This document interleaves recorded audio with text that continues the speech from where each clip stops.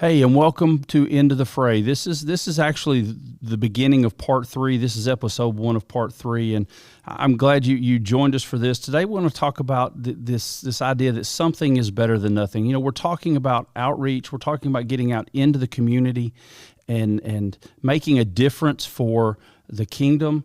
And I want to start in Mathew chapter 25. It's a passage that you may be familiar with, and I don't normally read a lot, but I do want to read this scripture for us to start, just so we have some idea of context here. Matthew 25, again, this is where Jesus is talking about the king is going to return, and he's going to separate the sheep and the goats.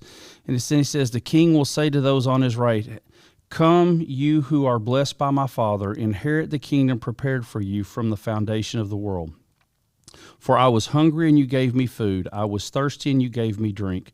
I was a stranger, and you welcomed me. I was naked, and you clothed me. I was sick, and you visited me. I was in prison, and you came to me."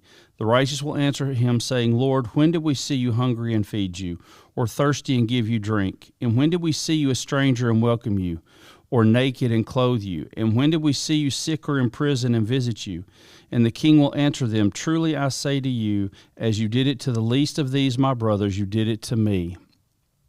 You know, I talked in a previous episode about the tension between Matthew 25 and Matthew 28. Matthew 25, we read this, and Jesus says nothing about the sharing of the good news of the gospel in this particular passage. It doesn't say that it's not shared, but he doesn't mention that specifically in this passage. And in Matthew 28, of course, we get the Great Commission. He says to go and make disciples. So we live in that tension, but I often hear statements when it comes to outreach, we want to give a hand up, not a hand out. And I get that, but sometimes you have to give that hand out to build relational capital in order to be able to give a hand up. And you also have to understand not everybody wants a hand up. They're just looking for a handout. You know, I get the idea we don't want to give a hand up or a handout. We don't give a handout, we want to give a hand up. I get that. But that's not always possible. Stop and think about it for a minute. If you're in great physical need and you say you haven't eaten in 2 or 3 days, you're not going to listen to what I have to say unless I offer you some food to take care of that basic need first. And then the other side of the argument becomes, well, I don't want to just make this a better place to go to hell from. And that's absolutely right. We don't want to just make it easy for people to go to hell and be comfortable on their way. Yes, I've said hell twice. It's a real place, and we have to be aware of that. But we have to be willing to offer the handouts in order to build the relational capital. You know, I've mentioned it before, the saying that people don't care how much you know till they know how much you care. That is so true. And we have to go out and we have to let people know that we care. And the easiest way to do that is not to tell them, but to show them.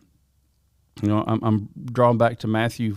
It's in Matthew chapter 5, where Jesus says that we should do, when we do our good deeds, people should see our good deeds and glorify our Father in heaven. It's not that we're going out looking for people to see us and recognize us and acknowledge us, but people will see that. So sometimes we have to be sure that we act first, and we be sure that people know the why. Why are we doing this? You know, I've talked with pastors that do food pantries, and they talk about how it's not an effective outreach as far as building the church, but it is building relationships and offering opportunities for ministry. It's the act first, but it's always making sure people know why you're doing it. It's real easy to set up. You can set up a line, and you can feed a bunch of people and never have a real conversation with anyone as to why you're doing that. You know, we have to be clear with the why when we're serving others. Why am I serving you? You know, why am I doing this? And the idea is something is better than nothing. As a Christ follower, we have a responsibility to serve others. And sometimes we're so caught up in, I just don't think I could share the gospel with someone. Well, what can you do for someone? see, we tend to go, I say we as the capital C church, we tend to go to one extreme or the other. We're either all we do is give handouts, or all we do is try to share the gospel. Nothing wrong with sharing the gospel, but we're not making sure that people's needs are met and that they're in a place where they can listen and receive the gospel. And sometimes you have to start. Sometimes it starts with just a program that is just giving a handout. And I want you to know that's okay.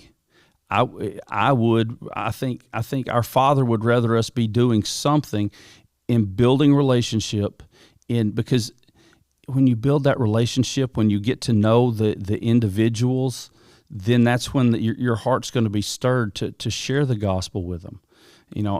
Whether you think you would be able to or not. So our service of others, and especially when it becomes items that we give away, that should serve as concrete proof of the love of God, and it should be viewed as a way of opening a door or building a relationship or creating a point of connection. It's maybe it's giving away bottles of water at a busy intersection or at a park on a Saturday, or maybe it's meals for the homeless, or it's hot chocolate and coffee at the community Christmas festival. It really, the what doesn't matter. What is most important is that you get out and you engage your community. Something is better than nothing.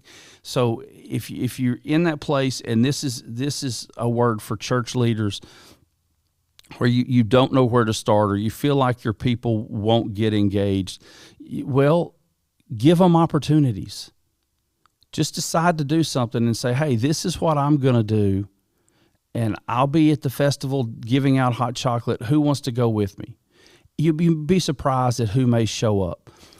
I would encourage you not to just announce it from the pulpit, but shoulder tap people. People love to be invited.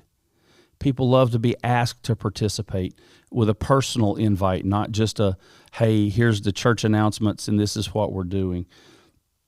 But whatever it is, get out in the community, engage, establish a presence in the community. View it as you're establishing that beachhead, that we're going to take this beach, and then from here, then we're going to take the entire territory for the kingdom. When we do that, we can expect God to do great things. We can expect the fact that He will honor our service. He will reward our faithfulness if we're doing the best we can with what we have and striving to do better. Always with the mindset of, if God presents the opportunity to share the gospel with someone, I'm going to share the gospel with someone. But get out there. Roll your sleeves up, get your hands dirty, so to speak, get engaged. If you're a Christ follower and your church is not doing anything, find another local organization where you can get involved. Talk to your pastor, talk to your leadership, encourage them. What can we do as a church?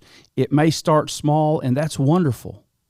We shouldn't despise small beginnings. If you look at the life of Jesus, you think about the story of Moses. These were unlikely characters in the way they came about and the way the story was written. It's not what you would expect. Start small. Start where you are. Do what you can. Get out into the community, engage the community, and watch what God is going to do.